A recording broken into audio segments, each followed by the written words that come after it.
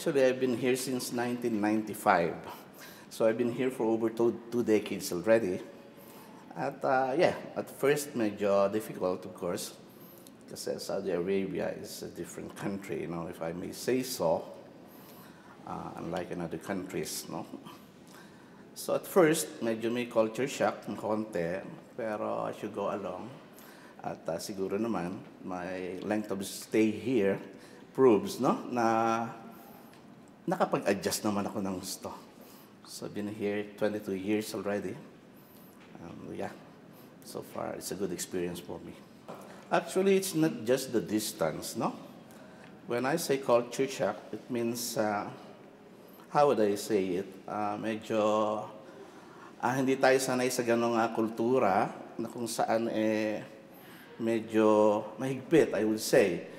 Because Saudi Arabia, especially Riyadh, is the very seat of Islam, So you have to understand that you have to abide by the rules, the Islamic rules, and the rules of the Sharia law. So ang talagang culture shock na una mong ma-experience here is yung bang parang hindi ka masyadong makagalaw.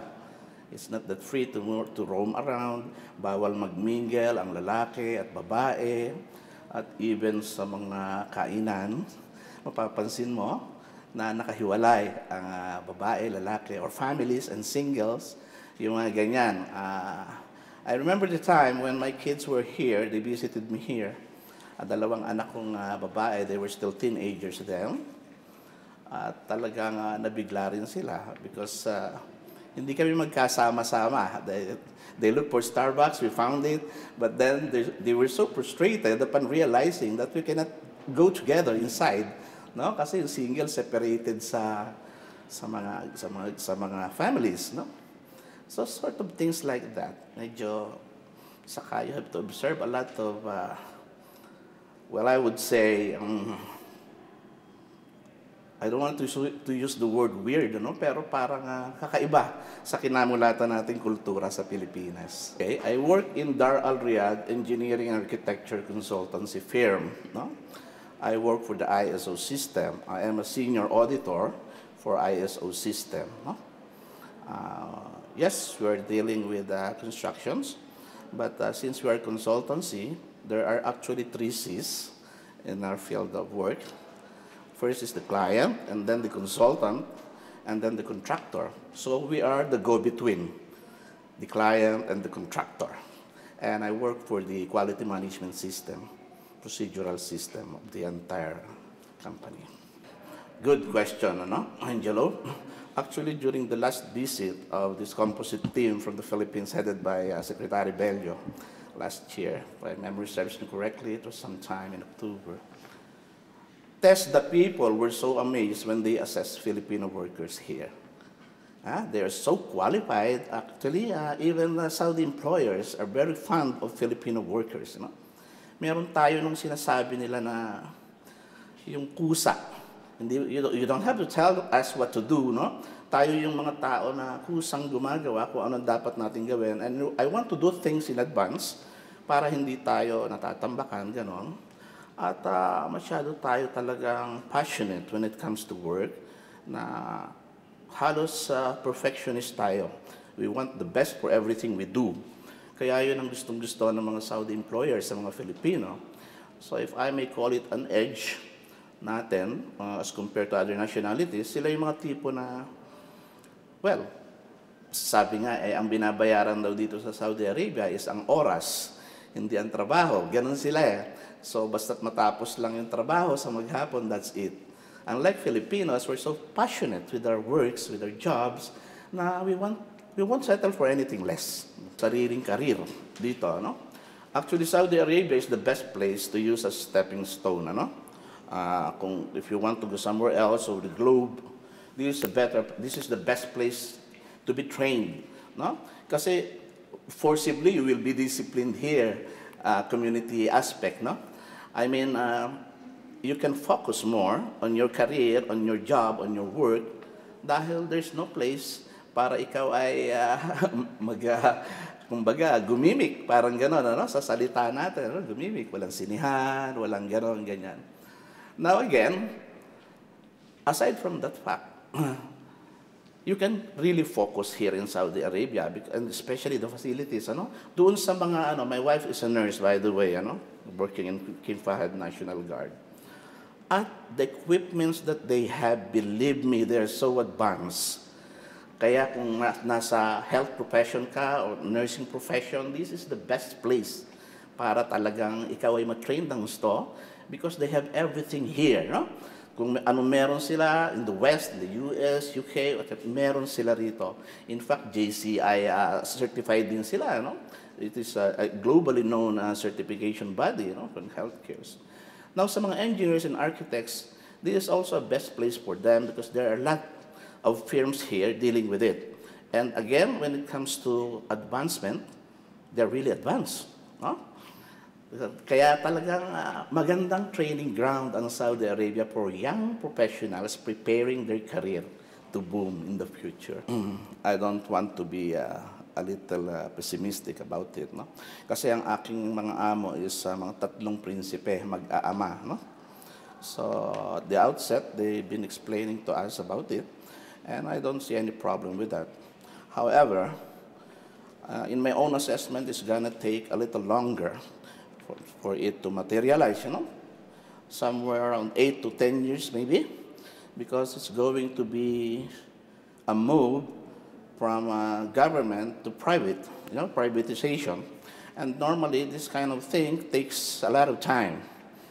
And considering the situation that they have now economically, I'm not very sure if Filipinos will still, kung makakaabot pa tayo sa mga 10 years from now or 15 years from now, maybe some of us. But for those like me who've been here for so long, well, we're a little bit pessimistic about it, to be honest, yeah. Well, words are not enough, to be honest, and simply because we really fought for him. No? It's the first time in history, as far as I remember, here in Saudi Arabia, na nasolid ang OFW last time. I myself belongs to a segment of a Christian community here in Riyadh. And if I may say it, alam nyo naman ang situation dito when it comes to religion. So I can somehow claim that we've been operating not that free. No, not that freely, so somehow we're operating underground. But last year is the only first time that we decided to somehow come up in the open through me. My group actually decided to come up in the open through me, no? So they have designated me to be the director for socio-political affairs. So even yung mga organizations dito na hindi nakalantad before, naglabasan lahat. As I have said, first time in history na nasolidify ng gusto ang Filipino communities under one common denominator, and that is President Rodrigo Roa Duterte. No? Kaya we are so excited in this visit that he will conduct. No? We are so excited about it, although we are somehow frustrated with the fact na nagkaroon ng konting mga issue pagdating doon sa mga pwede lang makadalo, no? Doon sa gagawin sa Marriott na pag-visit niya, no? For some reason. Kasi nga, kung nag-materialize yung sa King Saud University, it's a big place, no? It can accommodate, I think, around 4,000 people, yung main theater lang, no? Actually, it's part of our original plan. By the way, I belong to the core group that Consul General Eric Arribas created initially, to work on these things. That's why we met with Sir William and the rest of the protocols, nung March advance, So hindi ito nag-materialize dahil medyo na-delay ang pag-issue ng authorization letter ng Ministry of Foreign Affairs. No? We cannot conduct it there until it's approved through letters by the Ministry of Foreign Affairs. And then, nagmadali ang Malacanang Protocol nung wala pa naman si Sir Eric dito kasi that was the time, unfortunately, na his mom was hospitalized, no? Actually, his mom died already, no? That was the time that he left the Saudi Arabia. So, nung medyo namadali, napilitan ngayon ang naiwan dito, si Consul Chris Aro, na magbigay na lang ng venue for it. Yun ngang Marriott ang naibigay. And since, obviously, ang limit ng capacity ng Marriott is very far, equivalent dun sa KSU, ano? Kaya I think now it can only accommodate around 2,000 to 2,500 people, pero compact na yun, no? Unlike kung sa KSU sana, we have initially planned even online registration for it. Kasi nga talagang napakataas ng expectation ng mga Filipino na makita ang presidente, no? The president they have so hardly fought for during election, ano? Kaya it caused a little stir, a little frustration on some quarters, ano? Kasi they have opted actually to just collect the names of the Philippine organizations or throughout Saudi Arabia and allocated just 10 people for each organization. Can you imagine? Simply because they have to do that. Why? We have 195 PhilCom organization. Giving 10 people for each, it's already 1,950. What about the rest? No? Kaya, okay yun. Kaya lang talaga medyo na-frustrate yung iba. Kasi they have filed leaves already. Way advanced. February pa lang, nag-file na ng leave yung iba. They're so eager really to see the president. Ano? Yun. Kaya, we are very excited. I myself is very excited to see him in person. Actually, nung meeting de Bansi niya, talagang umuwi ako sa Pilipinas just to attend it. So, magkakasama kami na Senator Pimentel din, Senator Cayetano, kita-kita kami doon. So, really, we are really in high spirit of expectancy to this coming. Napakalaki, ano? Kasi sabi mo nga, the last time na bumisita ang isang Pangulo dito sa Saudi Arabia, it was during the time of Gloria Macapagal Arroyo. And things are quite different now, you know? All OFWs coming home, they have seen a lot of changes, no? The fruit of our labors, actually, no? Sabi ko nga, when we hardly fought for it, no? For President Duterte. Kaya talagang ang expectation namin napakalaki na itong pagpunta niya na to is he will discuss a lot of things with the Saudi government, you know, with the king and the rest of the ministers, para sa kapakanan naming mga OFW, no? There are a lot of problems here in Saudi Arabia, to be honest. Sabi ko nga sa'yo, I've been here for over 2 decades already. At we've been helping the embassy in ways more than one, no? Alam yan ng mga naging ambassadors dito, no? At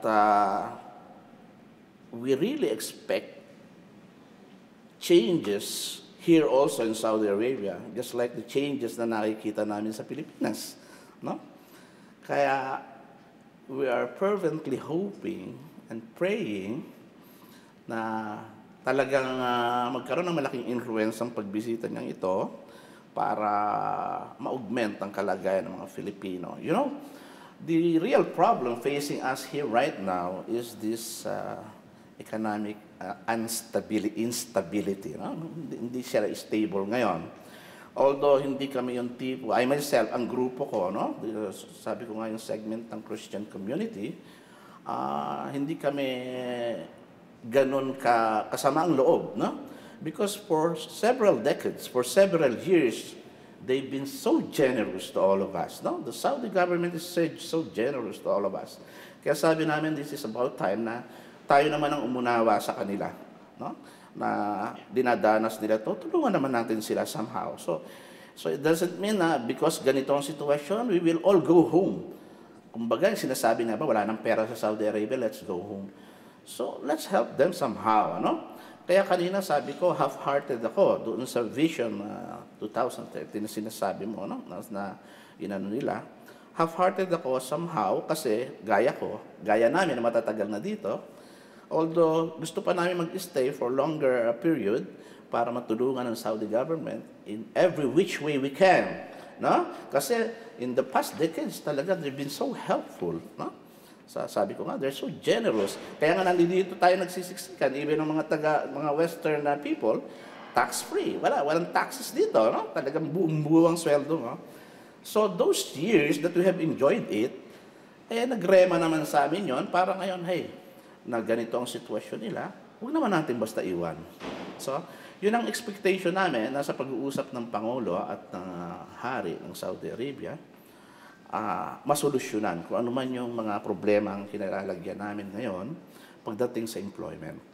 That's the worst problem that we're having right now. You know, yung hindi nakakasahod, from 3 to 9 months, can you imagine, pwede mo bang, can you say to your family, dahil, wait, huwag ka munang kumain, kung may baby ka, huwag ka munang dumede, no? Yung mga ganon, ano?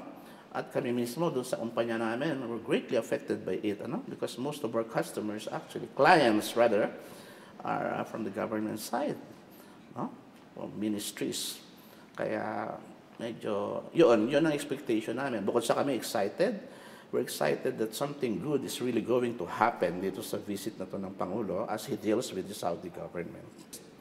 I just want you to know that we're really so glad na finally, mapapasyalan niyo po kami dito sa Saudi Arabia. Alam po namin na since last year, you've been so really gearing to visit us here. At maraming salamat po dun sa mga kaganapan na nagbuhat po sa inyo. Ano po, yung mga composite teams na pinadala po ninyo dito sa Saudi Arabia last year, headed by Secretary Bello, at maging yung pagpunta po ni Secretary Yasay, kailan lang. At yes, ngayon nga po, itong pinakahihintay namin pagdating ninyo. Maraming salamat po, mahal naming Presidente. At nais ko pong ipaabot sa inyo na kami po ng mga OFW dito sa Saudi Arabia, and I'm sure even globally, ano po, ay talagang nagkaisa upang kayo po ay suportahan.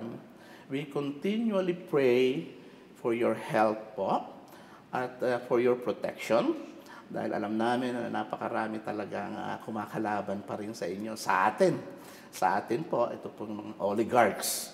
I will be very, very bold in saying that they are really the enemy of the state. Mr. President, we are really hoping that this is the time during your term that the Philippines will regain its dignity and honor.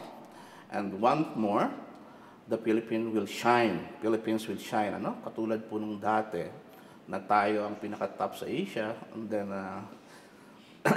for reason na very obvious sa lahat, tayo po ngayon ay nahuli. So again, Mr. President, we are really expecting you to do something at least in dealing with the Saudi government, para yung kasalukuyang kalagayan po namin mga OFW dito sa Saudi Arabia ay mabigyan ng katugunan, kalutasan, at higit sa lahat, Mr. President, yung reintegration program po na meron o dapat magkaroon po ang Pilipinas para po sa amin na mga magsisiuwi in case dumating po kami sa desisyon na talagang umuwi na po.